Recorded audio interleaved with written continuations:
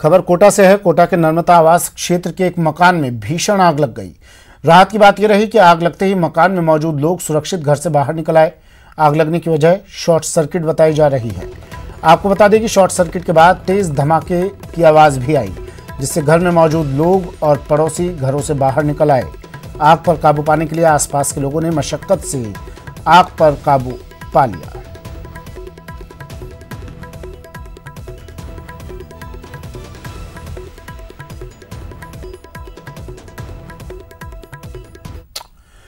खबर झालावाड़ से। झालावाड़ के मंडावर थाना इलाके में एक युवती का शव नदी में तैरता मिला। शव मिलने की जानकारी के बाद इलाके में सनसनी फैल गई। ग्रामीणों की सूचना पर पुलिस मौके पर पहुंची और शव को बाहर निकालकर मोर्चरी में रखवाया। फिलहाल मृतका की शिनाख्त नहीं हो पाई है। पुलिस महिला की पहचान करने में जुटी है।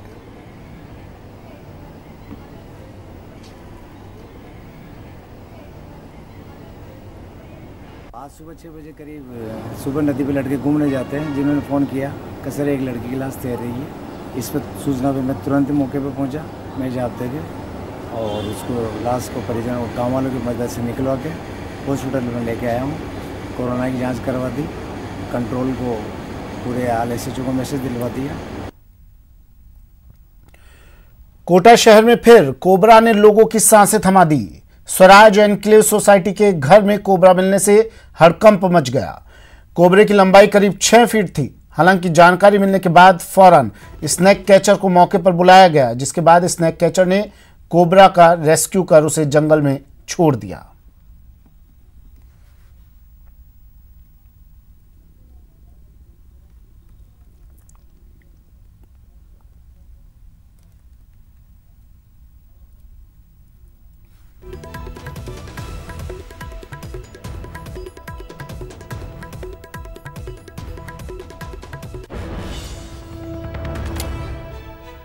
सांपों का निकलना या उनका दिखना अब कोटा में आम बात हो गई है। बीती रात रावत भाटा रोड स्थित जलदाय विभाग के Akelgarh head workers water filter plant परिसर में 6 से 7 अजगर के बच्चे जलदाय कर्मचारियों ने देखे। इसके बाद स्नैक कैचर गोविंद शर्मा और नगर निगम के गोताखोर मौके पर पहुंचे और बड़ी मुश्किल से एक अजगर के बच्चे को गोताखोर टीम को मिला, जिसे बाद में सुरक्षित चंबल नदी के किनारे प्लांट परिसर में छोड़ दिया गया।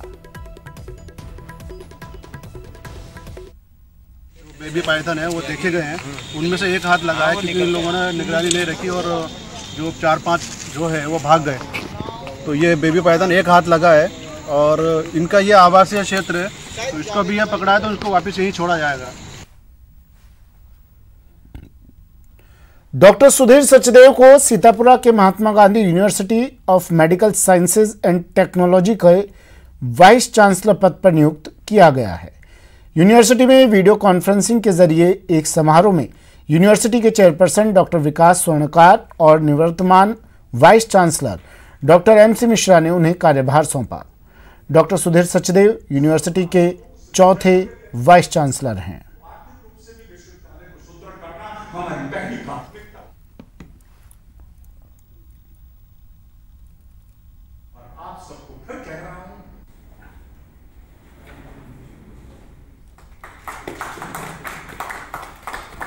ब्रेक के बाद स्वागत है आपका। शिक्षा विभाग पर नौनिहालों के भविष्य का जिम्मा होता है, लेकिन जब उसी विभाग में खतरों के साए में मजबूर हो जाएं लोग जीने के लिए, तो क्या कहा जाए। जी हां, दूसरों का भविष्य उज्जवल करने वाला शिक्षा विभाग खुद ही बदहाली के आंसू बहा रहा है। ये रिपोर्ट देखिए।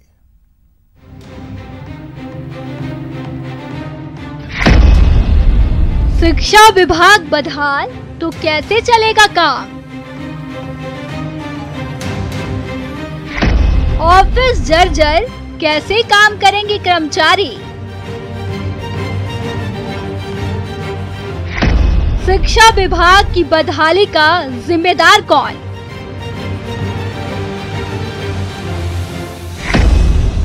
शिक्षा विभाग में बदहाली का आलम। ब्लू रंग के इस बोर्ड को गौर से देखिए। सिर्फ बोर्ड को ही नहीं, बोर्ड पर लिखे सफेद रंग के अक्षरों पर भी नजर डालिए। जिला शिक्षा अधिकारी मुख्यालय।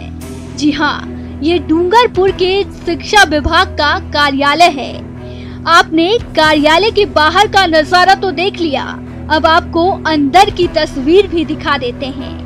इस जर्जर छत को देखिए, छत के आधे हिस्से का प्लास्टर गिर चुका है। यहाँ के कर्मचारी पर जिम्मेदारी है नौनिहालों के भविष्य सुधारने का, लेकिन खुद ही इनकी जिंदगी का कोई भरोसा नहीं है। हमारे जो अभी जिस कार्यालय में अभी हमारा जो बैठक व्यवस्था है उसके अंदर जो ऊपर की छत है वो रह के गिर रही है। 2-3 बार पूर्व में भी गिर चुकी है और इससे संबंधित यहाँ बैठने वाले सभी कार्मिकों द्वारा भी हमारे जो इमीडिएट बॉस है उनको भी एक प्रार्थना पत्र दिया है। कार्यालय में काम करने वाले कर्मचारियों की माने तो पिछले 10 दिन में 2 बार कार्यालय की छत का प्लास्टर गिर चुका है। कर्मचारियों ने शिक्षा विभाग के उच्च अधिकारियों से मरम्मत करवाने की भी मांग की है, लेकिन विभाग के अधिकारी कान में तेल डालकर सो रहे हैं। इसके लिए जो हम सरकार का एक आदेश है कि समस्त शिक्षा शैक्षिक जो कार्यालय है वो एक संकुल के तहत किसी एक जगह काम करें। उसके तहत डाइट में बहुत से कक्ष जो है वो रिक्त हैं। बहरहाल शिक्षा विभाग कार्यालय की बदहाली का आलम तो आपने देख लिया। देखना ये होगा कि विभाग कितनी जल्दी ऑफिस को शिफ्ट करता है या फिर किसी अनहोनी का इंतजार करता है। न्यूज़ 18 राजस्थान के लिए डूंगरपुर से जयेश पवार की रिपोर्ट। यूपी के फैजाबाद में राम मंदिर की समर्थक मुस्लिम महिलाएं इन दिनों खास राखियां बना रही हैं। इन राखियों को ये महिलाएं रामलला के साथ साथ पीएम नरेंद्र मोदी और सीएम योगी आदित्यनाथ को भी भेंट करेंगी।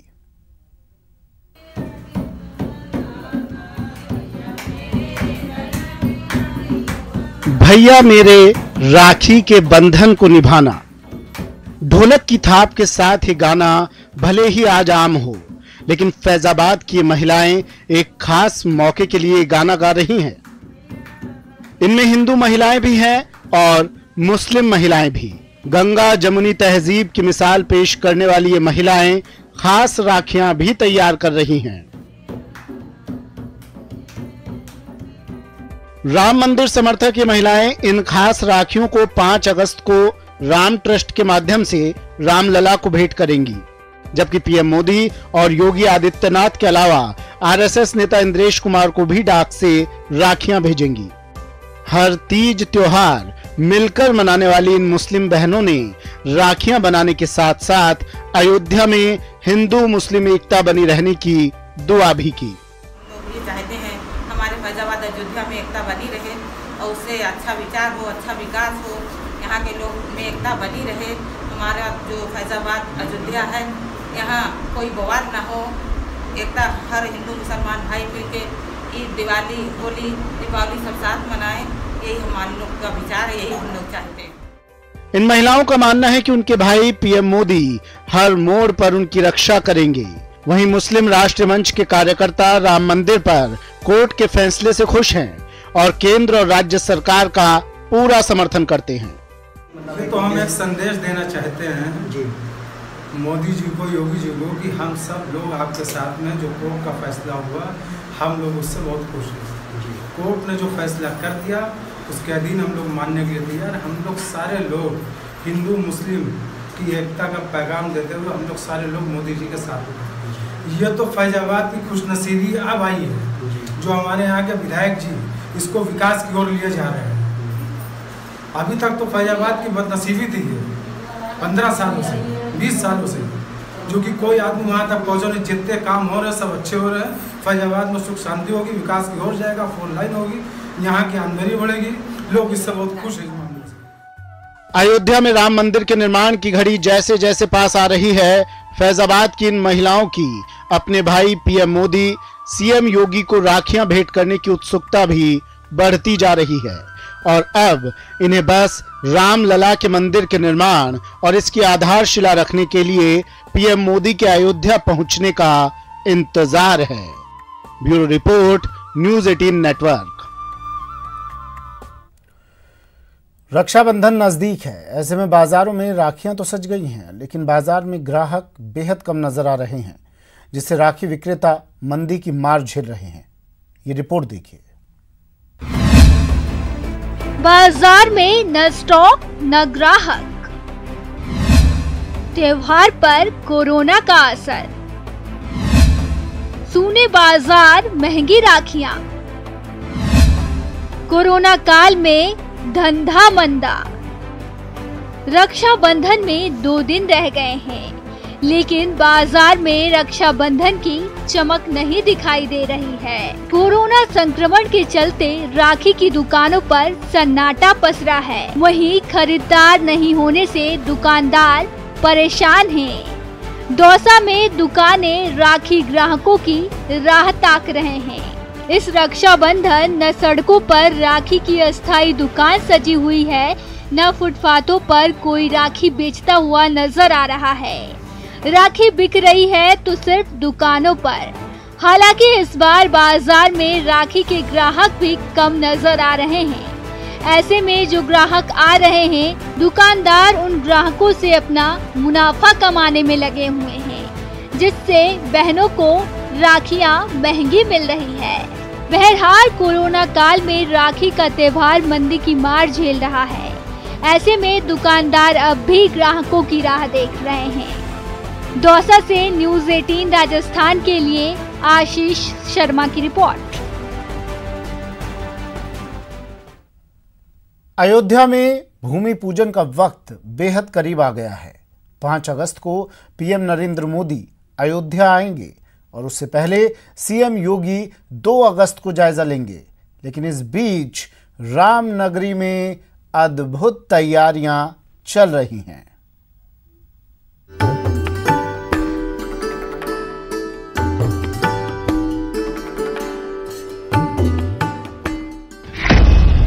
राम रंग में रंगी अयोध्या, राममय हुई अयोध्या।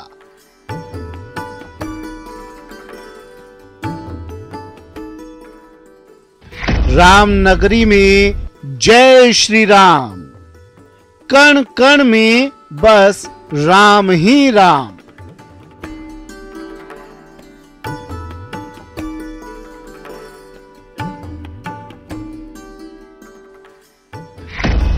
मंगल भवन अमंगल हारी, अयोध्या में अद्भुत तैयारी।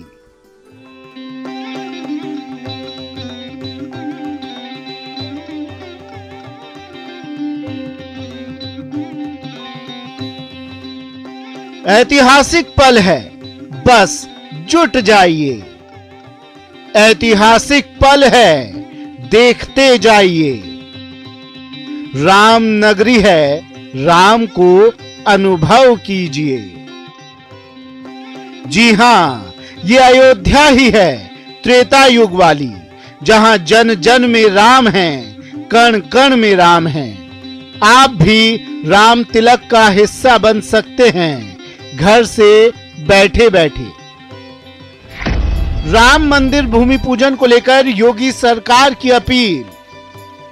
आम लोग घर में रहकर ऐतिहासिक कार्यक्रम को लाइव देखें।